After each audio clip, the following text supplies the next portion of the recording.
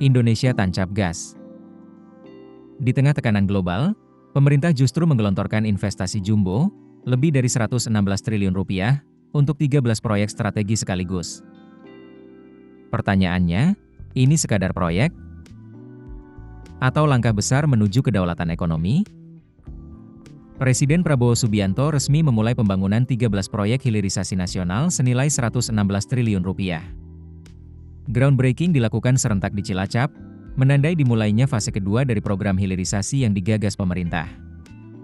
CEO Rosan Ruslani mengungkapkan, proyek ini merupakan kelanjutan dari fase pertama yang telah memulai 6 proyek di 11 lokasi sejak Februari lalu.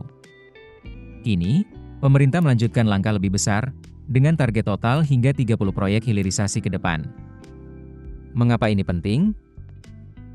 Karena hilirisasi bukan sekadar proyek industri. Ini adalah strategi besar untuk mengolah kekayaan sumber daya alam Indonesia di dalam negeri, bukan lagi diekspor mentah.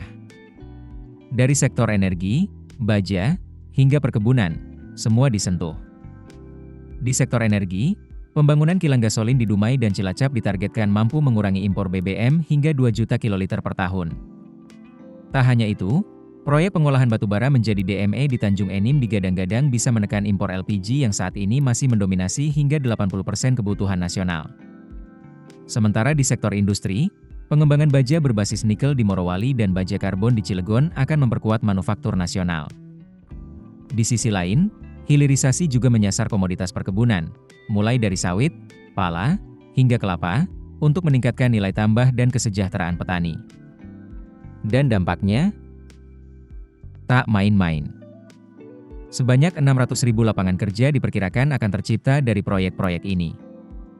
Langkah ini menjadi sinyal kuat bahwa Indonesia tak ingin lagi hanya jadi pengekspor bahan mentah, melainkan naik kelas sebagai negara industri berbasis nilai tambah. Keputusan bisnis terbaik datang dari data, bukan tebakan. Mudah berlangganan Business Insight dengan subscribe with Google.